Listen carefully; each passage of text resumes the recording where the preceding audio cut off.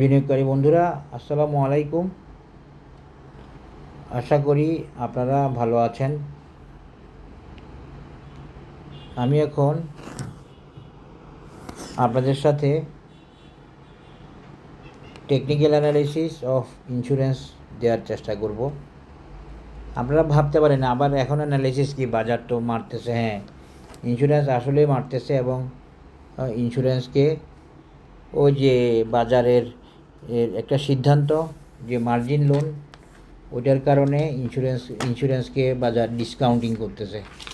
এটা আসলে এক ধরনের ডিসকাউন্টিং এবং এটাও এই ধরনের ঘটনা বাজারে ঘটতে পারে।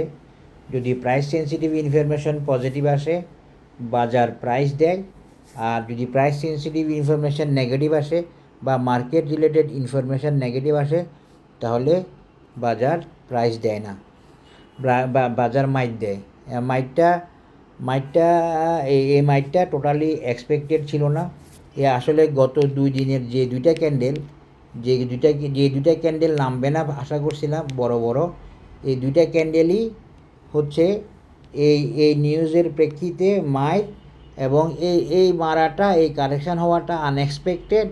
এবং এটা আসলে এক ধরনের ডিসকাউন্টিং করছে এই জন্য বাজার, একটা নেগেটিভ নিউজের জন্য। তো বাজার এটা না করলেই পারত, এটা অন্যায়, এটা ঠিক করে নাই। কারণ হচ্ছে এই ব্যাপারে এখনও কোনো ফাইনাল সিদ্ধান্ত আসেনি। তো এই ফাঁকে বাজার কিছু শেয়ার কিনে নিল, বা এটা ইচ্ছা করেই করলো প্লেয়াররা, মার্কেট মেকাররা। আর কি বলবো, এই ধরনের ফাইনাল সিদ্ধান্ত আসার আগে যদি এভাবে মারে, তাহলে ফাইনাল সিদ্ধান্ত আসলে কি হবে আপনারা এটাই আমাকে বলেন। তাইলে কি এই বাজার তার মেরিট হারাই ফেলবে? একটা সেক্টর তার মেরিট হারাই ফেলবে? একটা লো আইটেমের শেয়ার তার মেরিট হারাই ফেলবে? অবশ্যই না, অবশ্যই না, অবশ্যই না। কিন্তু এটা ওরা অ্যাডভান্স করছে, ওরা এটা সুযোগ নিছে। তা আশা করি আপনারা অনেকেই হতাশ, আমি জানি। আমি নিজেও হতাশ। এটা তো টোটালি আশা করি নাই, বিন্দু মাত্র আশা করি নাই। আমি আশা করছি সর্বোচ্চ 3টা ক্যান্ডেলের পরে ইন্স্যুরেন্স ঘুরে দাঁড়াবে। এই 3টা ক্যান্ডেল, হ্যাঁ, এই 3টার পরে ইন্স্যুরেন্স ঘুরে দাঁড়াবে। যেটা ইন্স্যুরেন্স এইভাবে উঠে আসছিল, আগে উঠছে, উঠছে। তো এই দুইটা বড় বড় ক্যান্ডেল করে ডাউন দিল, আর সাধারণ পাবলিক ভীত হয়ে গেল। ইন্স্যুরেন্সের সমস্যাটাই এইখানে। ইন্স্যুরেন্স সেক্টরটা প্যানিক তৈরি করে, এবং ইন্স্যুরেন্স সেক্টরটা প্যানিক তৈরি করে কী করে, শেয়ার নিয়ে নেয়। কারণ low paid stock, low paid sector, শেয়ারের সংখ্যা কম, এই জন্য প্যানিক তৈরি করে, এবং প্যানিক তৈরি করে শেয়ার নেয়। এরকম আমাদের অতীতে অনেক রেকর্ড আছে। এবং আমরা এমনও হয়েছে, আমরা বাম সাইডে হল্টেড ইন্স্যুরেন্সের মুভমেন্টও পাইছি। বিভিন্ন নিউজ আসছে এমনি বামে হল্ট, মানে সেলার বায়ার নাই হয়ে যায়।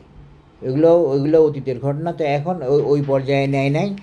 আর বাজারে বিভিন্নভাবে মেসেজ বা নিউজ ছড়াচ্ছে বিভিন্ন দুষ্ট লোকেরা। কারণ হচ্ছে তারা ইন্স্যুরেন্সকে পছন্দ করেন না, হেট করে বা ভয় পায়। ইন্স্যুরেন্স নিয়ে ধরা খেয়ে আজীবনের জন্য ইন্স্যুরেন্স নেওয়া বাদ দিছে। এই লোকগুলা ইন্স্যুরেন্স নিয়ে প্যানিক দিচ্ছে। তা আমার কাছে টেনিকের কিছু নাই। আমি সম্পূর্ণ টেকনিক্যাল অ্যানালিসিসের উপরে বিশ্বাসী মানুষ। এই যে মাইট দিচ্ছে, এই মাইট দেওয়ার পরেও একটা টেকনিক্যাল ব্যাখ্যা থাকবে। সেই ব্যাখ্যাটা আমি এখন দেওয়ার চেষ্টা করব। আমি কষ্ট পাচ্ছি, আমি আহত হয়েছি, এটা ঠিক আছে। আমি হতাশ হয়ে গেছি, এটাও ঠিক আছে। বাট আমি এরপরও টেকনিক্যাল দিক খুঁজে বের করব। টেকনিক্যাল দিক খুঁজে বের করাটাই আমার কাজ। টেকনিক্যাল দিক খুঁজে বের করা মানে এই যে মার হবে, সেটা তো টেকনিক্যালি বলতে পারেন, আপনারা জানেন। কিন্তু মার হওয়ার পরে বর্তমান অবস্থাটা টেকনিক্যালি কেমন, সেটা আমি আপনাদের সাথে শেয়ার করব।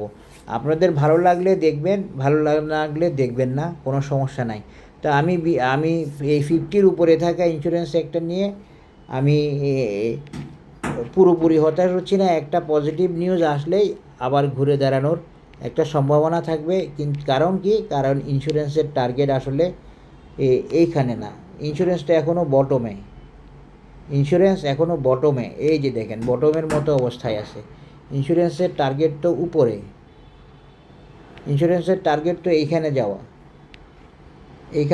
এই 82 লেভেলে যাওয়া, 82-83 লেভেলে যাওয়া। এইটা হচ্ছে ইন্স্যুরেন্সের টার্গেট। এখানে ইন্স্যুরেন্সের হাফ টার্গেট, মধ্য সময়ের টার্গেট হচ্ছে এইটা। এই যে এইটা আমরা যেটা দেখাচ্ছি এখন, এই যে এই 58টা। এটা ইন্স্যুরেন্স এখনও সেখানেও যায় নাই। ইন্স্যুরেন্সের মূল টার্গেট তো এইটা এবং এইটা পার হয়ে যাওয়া। মনে রাখবেন সব সময়ের জন্য যে একটা শেয়ারের মূল টার্গেট শুধু লাস্ট টপে যাওয়া না, লাস্ট টপ ক্রস করে সামনে যাওয়া। একটা সেক্টরেরও টার্গেট লাস্ট টপে যাওয়া না, লাস্ট টপ ক্রস করে সামনে যাওয়া। আপনাদের হয়তো বিষয়গুলো অত এখন ভালো লাগবে না, কারণ ইন্স্যুরেন্স কারেকশানে আছে। আচ্ছা, এবার আমি দেখাই। আমি আপনাদেরকে বলছি, আপনারা যদি বাজার কারেকশান দেখে আপনারা সেল দিয়ে দিবেন, সমস্যা কী? আমার তো এই কথাটা রেগুলার বলা ছিল।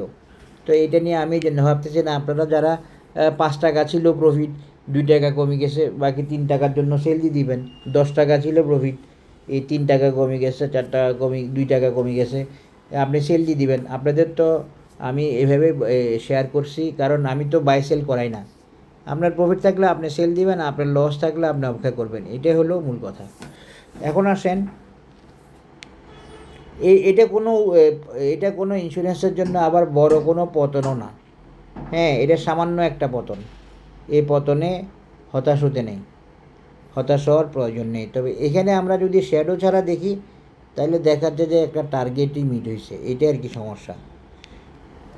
শ্যাডো ছাড়া দেখলে, বডি দিয়ে দেখলে উইকলি চার্টে, তবে সেটা উইকলি চার্টে।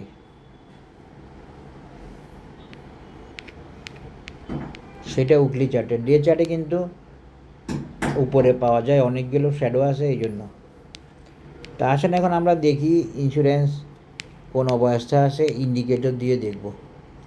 আজকের ক্যান্ডেলটা দেখেন, আজকের ক্যান্ডেলটা অনেকটুকু নামছে, তারপর আবার একটু উপরে উঠে আসছে। এক ধরনের রিভার্সাল ক্যান্ডেল আছে আজকের ক্যান্ডেলে ইন্স্যুরেন্সের। এরপরে আমরা যদি একটা ফিবোনাসি দিয়ে একটা মেজারমেন্ট দিই, শর্ট টার্ম মেজারমেন্ট আজকের অবস্থায়, তাহলে আমরা দেখতে পাবো বরাবর একটা সাপোর্টে আছে, যেটা 0.618 লেভেলে। আজকের ক্যান্ডেলটা বডি পুরোপুরি একটা সাপোর্টে আছে, যেটা 0.618 লেভেলের সাপোর্ট। তা আমরা এই সাপোর্টটার উপরে নজর রাখতে পারি কালকের জন্য। তবে আমাদের একটা ভালো নিউজ দরকার এখন, কারণ ইন্স্যুরেন্সের যদি এই ভালো নিউজ না আসে, মার্জিন লোন নিয়ে ইন্স্যুরেন্সকে আরও কারেকশান হতে পারে, আরও ডাউন যেতে পারে। এটা মনে রাখবেন, আশা করি।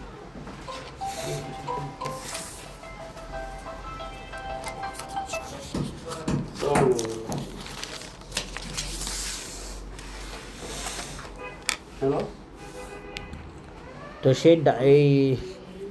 সেই ডাউনটার ব্যাপারে, সেই কারেকশানের ব্যাপারে আপনারা এই যে একটু সজাগ থাকবেন, কারণ আরও মারতে পারে কারেকশান করার জন্য। তবে আজকের ক্যান্ডেলটা রিভার্সাল আছে, এটা ঠিক আছে মোটামুটি, এই আর কি। আর আমি যদি ইচিমুকু নিই, ইমা ক্রসকে ছাড়াই গেছে, যাবেন মিলছে।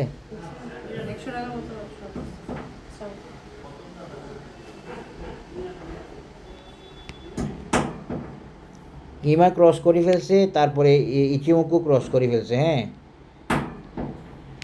ইচিমুকুর কুজেনসেনও ক্রস করে ফেলছে। হ্যাঁ, মানে বেশ অ্যাবনর্মাল একটা ডাউন দিছে 2 দিনে, এবং বেশ চেঞ্জ নিয়ে আসছে, এবং এমএসিডিও ডাউন হয়ে গেছে। এই অবস্থায় কি আসলে খুব ভয় পাইতে হবে না? আসলে খুব ভয় পাইতে হবে না ইনশাল্লাহ। আমরা যদি পজিটিভ নিউজ পাই, তাহলে আর কোনো সমস্যাই থাকবে না। তো আপনাদেরকে আমি একটা কথা বলি, একটু ভালোভাবে শুনবেন। পজিটিভ নিউজ, আপনার যদি বাজারে যদি এ ধরনের ডিসকাউন্টিং হয়, বা বাজার যদি কোনো নেগেটিভ নিউজকে রেসপন্স করে, তাহলে সেটা দিনের পর দিন চলে না, সেটা 2-3 দিনের পরে থেমে যায়। এই জন্য বাড়তি প্যানিক হতে নেই এই ধরনের প্রাইস সেন্সিটিভ ইনফরমেশনের কারণে কারেকশান হলে। আশা করি বুঝতে পেরেছেন। হ্যাঁ, না দিছে না, কফি খাওয়াবি আরে কি অ্যানালাইসিস চলতেছে না? হ্যাঁ, আপনি একটু আমার সাথে আসবেন, হ্যাঁ, আমার সাথে আসবেন। জানি তো ভালো হচ্ছে।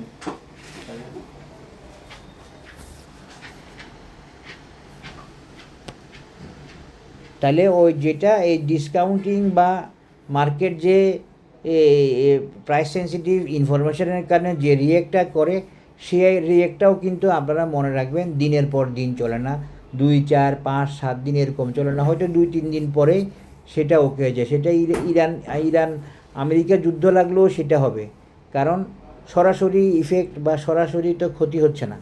তো এগুলো সময় লাগে। তো এখানে দেখেন, এখানে কোনো সিদ্ধান্ত আসে নাই, কোনো ফাইনাল কিছু হয় নাই, কিন্তু ইন্স্যুরেন্সকে মারলো। এখন দেখেন এখানে একটা সাপোর্ট আছে, ফিবোনাসি সাপোর্ট, এটা আমরা দেখলাম। এরপরে আমি একটু উইকলিতে যাই, আজকে একটু ভালোভাবে দেখানোর চেষ্টা করি।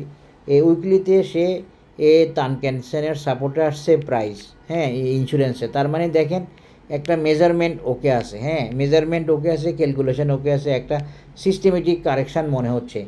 বাজার কিন্তু ডিসকাউন্ট করেন আর যাই করেন একটা সিস্টেম মেনে করবে, সিস্টেম মেনে করার চেষ্টা করবে। তো এইখানে কিন্তু ইন্স্যুরেন্স টু উইকলি চার্টে ইন্স্যুরেন্স নিচে আসে নাই, কিন্তু এখানে আসতে পারে, এখানে আসার একটা সম্ভাবনা আছে। সেটা কত? 46। যদি বেশি বড় প্রবলেম হয় তাহলে ইন্স্যুরেন্স 46-এ আসার একটা সম্ভাবনা থাকবে। আদারওয়াইজ এখানে একটা সমস্যা আছে আমরা দেখতে পাচ্ছি। এরপরে আমি যদি এখন মান্থলি চার্ট থেকে আপনাদেরকে দেখানোর চেষ্টা করি, মান্থলি চার্টে আসলে যে ক্যান্ডেলের ব্যাপারটা আগের দিন বলছিলাম, সে ক্যান্ডেলের মতোই মুভিং অ্যাভারেজ অনেকটুকু কাভার হয়ে গেছে, এবং ক্যান্ডেল প্যাটার্নটা আমার কাছে মনে হচ্ছে এই কারেকশান শেষ। আর দেখেন আপনারা ইন্স্যুরেন্স নিয়ে বড় ধরনের ভয় পাওয়ার কারণ নাই। দেখেন এমএসিডিটা খুব সুন্দর পজিশানে আছে মান্থলি চার্টে, এবং এই কারেকশানের পরেও এমএসিডিতে কোনো ধরনের আনকমন কিছু আসে নাই বা হয় নাই। সুতরাং হতাশ হওয়ার বা ভয় পাওয়ার ওরকম কারণ নাই। বাজার ডিসকাউন্ট করছে নেগেটিভ নিউজে, কিন্তু বাজারে এটা করা ঠিক হয় নাই। ডিসকাউন্ট বাজার তখনই করবে যখন বাজার সত্যিকারের প্রাইস সেন্সিটিভ ইনফরমেশান পাবে। এটা কিন্তু সত্যিকারের ছিল না, এটা একটা প্রপোজাল। এই প্রপোজালেই এভাবে রিয়েক্ট করবে, এটা ভাবা যায় না, এবং এটা ঠিক হয়নি আমি মনে করি। তো আশা করি বুঝতে পারছেন। এখন আমি আপনাদেরকে একটা উইলিয়াম এলিগেটর দিয়ে দেখাবো, যে এলিগেটরের ইন্ডিকেটরটা মুভিং অ্যাভারেজ বেসড, এবং যেটা 3 এখানে অবশ্য অন্য টাইমের। তো সেই এলিগেটর ইন্ডিকেটরে দেখা যাচ্ছে যে আপ ট্রেন্ডটা ঠিক আছে, কারেকশানও বড় প্রবলেম হয় নাই, এবং রাস্তা ওকে আছে, রাস্তা স্মুথ আছে। আশা করি আপনারা দেখতে পাচ্ছেন। আজকে এখানে আপনাদের সাথে ইন্স্যুরেন্সের অ্যানালিসিসটা শেয়ার করলাম। Alligator up trend bullish, buy সিগন্যালেও আসে বলা যায়, এই আর কি। সবাই ভালো থাকবেন, ধন্যবাদ। কিছু বলবেন? মাশাআল্লাহ স্যার, আপনার স্পিচ